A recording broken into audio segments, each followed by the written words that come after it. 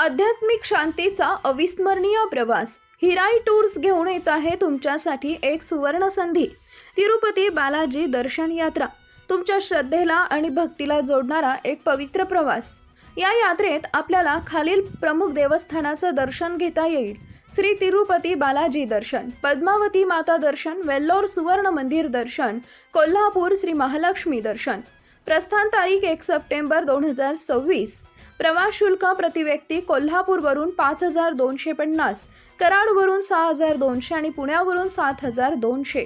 टूरची वैशिष्ट्य: राहण्याची उत्तम व्यवस्था, चहा नाश्ता व जेवणाची सोय, स्थानिक प्रवास, रेल्वे प्रवास, मर्यादित जागा उपलब्ध.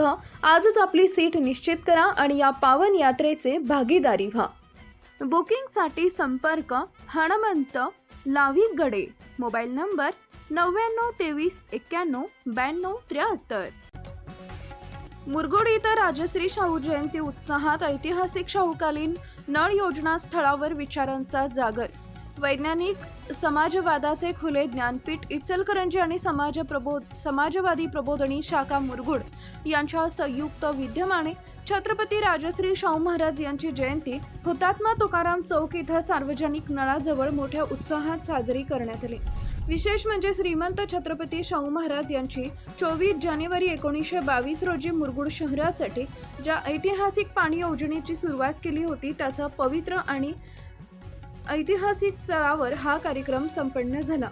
कार्यक्रमाची सुरुवात पाणीपुरवठा विभाग सभापती माननीय सत्यजित सिंह पाटील आबा यांच्या हस्ते छत्रपती राजश्री शाहू महाराज यांच्या प्रतिमेस पुष्पहार अर्पण करून करण्यात आली.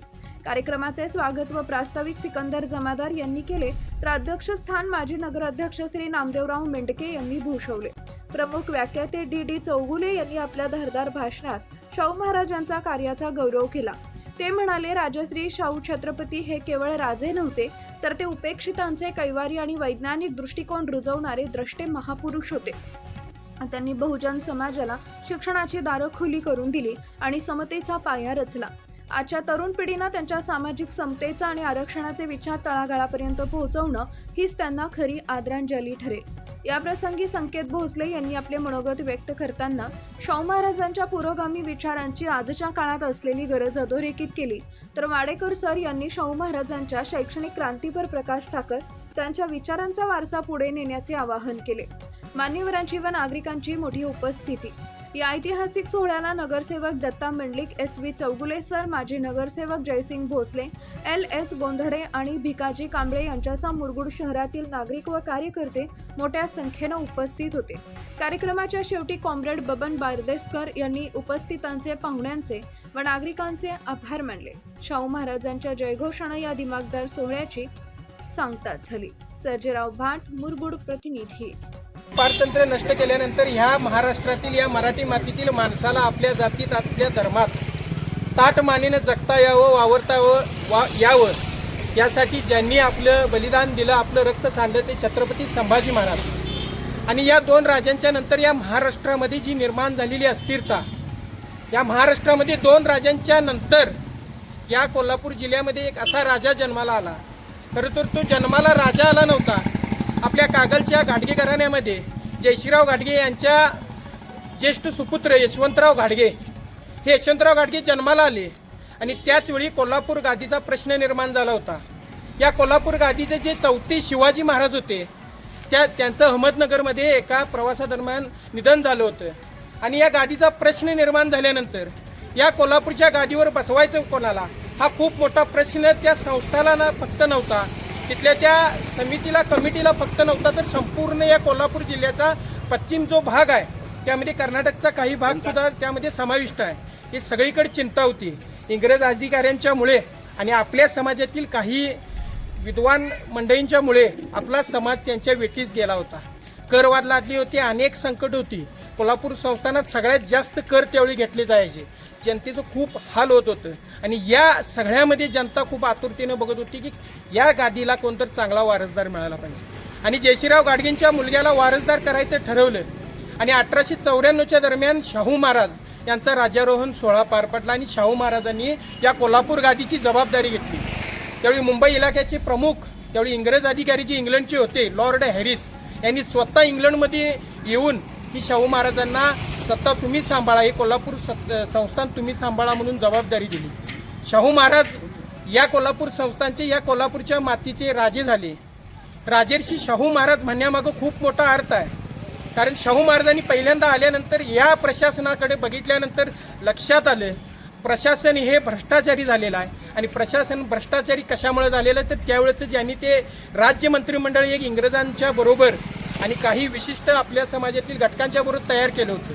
हे राज्यमंत्री फक्त मंत्रिमंडळ आपल्या लोकांना वेठीस धरत होतं आणि काहीच भाग आमच्या कोल्हापूर जिल्ह्याचा वरच्या बाजूला होता आणि आपण सर्व बहुजन समाजातील लोक खाली त्यांच्या पायाखाली होतो. आणि शाहू महाराजांनी पहिला निर्णय घेतला आणि तो राज्य मंत्रिमंडळ आपण स्वतः राज्य असून आपल्या संस्थांचं रद्द केलं, ती कॅन्सल केलं आणि एक सल्लागार समिती स्थापन केली. त्या सल्लागार समितीचं काम काय होतं तर कोल्हापूरमध्ये फिरायचं, संस्थानामध्ये फिरायचं, या मुरगुडमध्ये काय अडचणी आहेत, या पलीकडे कागलमध्ये काय अडचणी आहेत, असं संपूर्ण संस्थांमध्ये फिरायचं आणि त्या अडचणी महाराजांच्या समोर घेऊन जायच्या. त्यानंतर त्याला लागणारा निधी व तो राजवाड्यामार्फत निधी पुरवायचा काय लोकांच्या कडून घ्यायचा निधी याविषयी चर्चा होऊन तो कोल्हापूर संस्थांचा विकास करावायचा ठरवला. आणि हा निर्णय शाहू महाराजांना आदर्श राजा का म्हणतात, हाच निर्णय त्यांना त्यावेळी सक्सेस झाला. आणि शाहू महाराजांच्या या निर्णयामुळे कोल्हापूर संस्थान आज अखंड भारतामध्ये दरडोई कोल्हापूरचं उत्पन्न हे 2 ते 3 नंबरला सातत्याने चालू आहे. याचं कारण छत्रपती राजर्षी शाहू महाराज. या कोल्हापूर जिल्ह्यामध्ये पाणी प्रश्न सोडवायचं सगळ्यात मोठं काम राजश्री शाहू महाराजांनी केलं. पण याच राधानगरी धरणाचं उदाहरण अखंड देशामध्ये अनेक संस्थानांनी केलं. इजिप्तमध्ये केलं, इराणमध्ये केलं, इंग्लंडमध्ये काही पूल जे बांधलेले आहेत ते शाहू महाराजांच्या मार्गदर्शनाखाली इंग्रजांनी बांधलेले आहेत. ही आपल्या राज्याची ताकद आहे. पण आज राजाचं नाव आमच्या तरुण पिढीत नाही आहे सर. ज्या पद्धतीनं शाहू महाराजांचा जय जयकार झाला पाहिजे, ज्या पद्धतीनं लोकांच्यापर्यंत शाहू महाराज पोचले पाहिजे ते पोचले नाही. वेदोक्त प्रकरण झालं सर, तुम्हाला माहीत असेल. वेदोक्त पूर्णोक्त जो काही संघर्ष झाला आणि त्या संघर्षातील काही समाज दुखावला गेला असेल आणि या दुखावलेल्या समाजाने शाहू महाराजांना युद्ध करू शकत नाही. शाहू महाराजांना विषप्रयोग केले 2 पण ते सक्सेस झाले नाहीत. पण शाहू महाराजांना संपवायचं कसं, कारण शाहू महाराज संपले तर हे कोल्हापूर संस्थांमध्ये आपण वरच्या बाजूला जाऊ, ही काही घटकांची एक विचारशैली झालेली. पण शाहू महाराज संपवायचं तर त्यांचं चारित्र्य बदनाम करायचं. आणि शाहू महाराजांच्यावर पहिला मोठा घाव घातला, चारित्र्य त्यांचं बदनाम करायचं ठरवलं.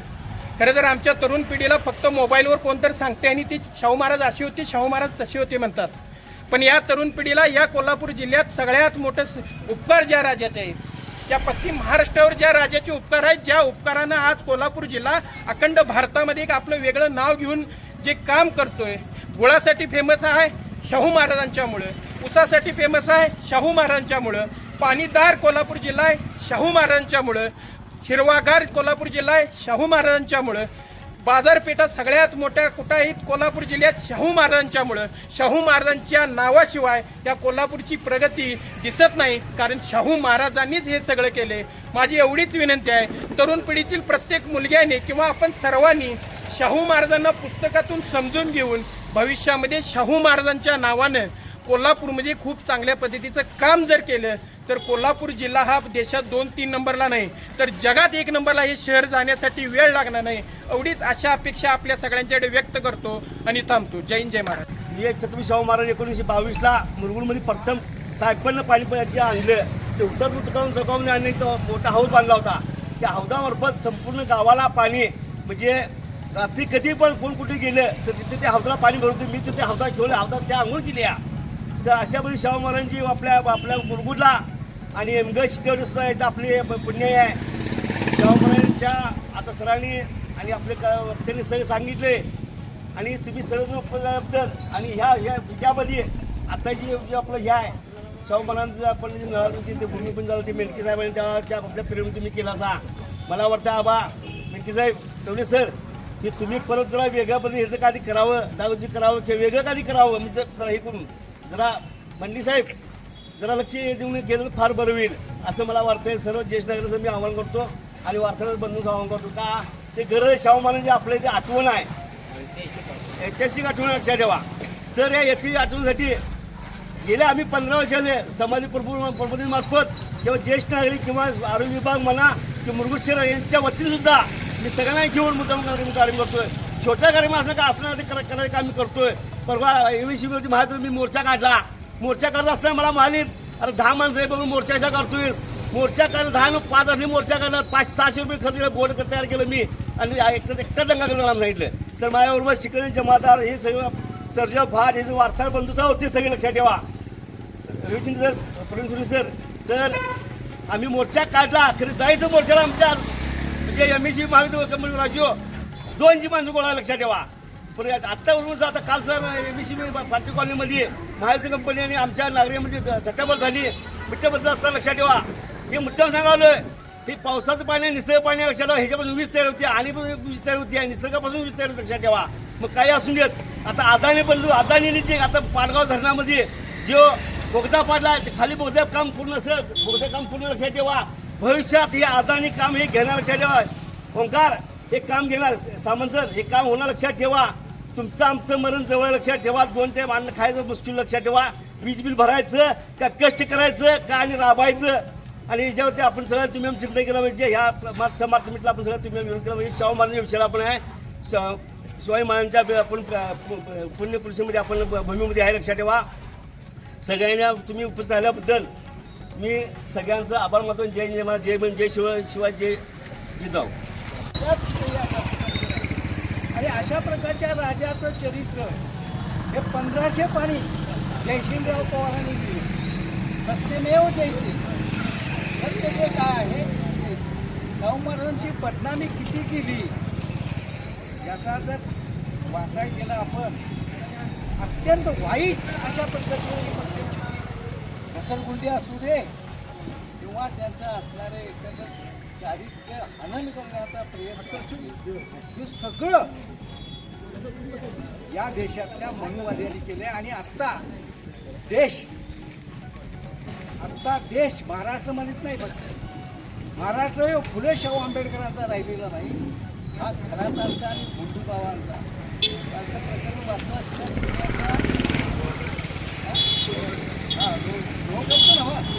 पुण्यामध्ये एका बुवानं हाय प्रोफाईल असणाऱ्या स्त्रियांना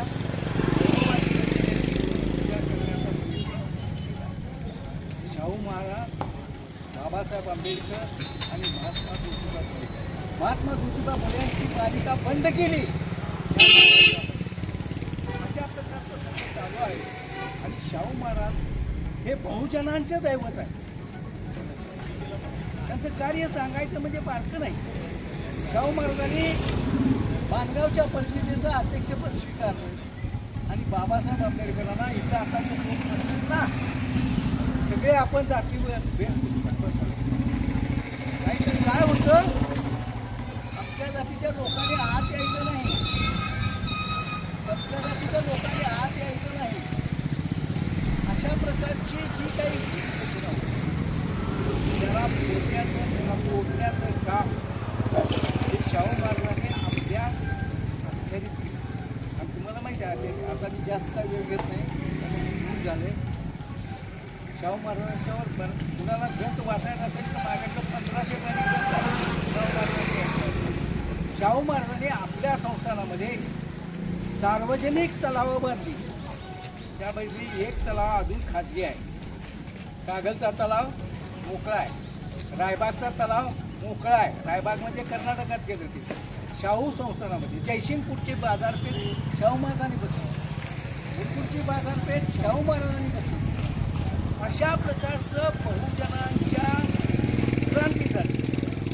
जातीभेदापासून ते वर्णभेदापर्यंत आणि अनेक प्रकारच्या स्वतःहून कृती केल्या. तुम्हाला माहीत आहे एका दलित कुटुंबातल्या माणसाला हॉटेल काढून दिलं आणि त्या हॉटेलमध्ये प्रथमच आपण चहा प्यायला गेलो. त्याबरोबर मग सगळे त्याचे अधिकारी सुद्धा. आणि म्हणून अशा प्रकारच्या ह्या स्थितीनं आता भारत देशातले लोक विसरून चाललेले आहेत. त्या सगळ्या या कृत्या आता ढासळलेल्या आहेत. आणि आता माहीत आहे तुम्हाला परवा उपाटाचे खासदार 50 कोटी लाईक करा, शेअर करा, सबस्क्राईब करा आणि बेल आयकॉन प्रेस करा.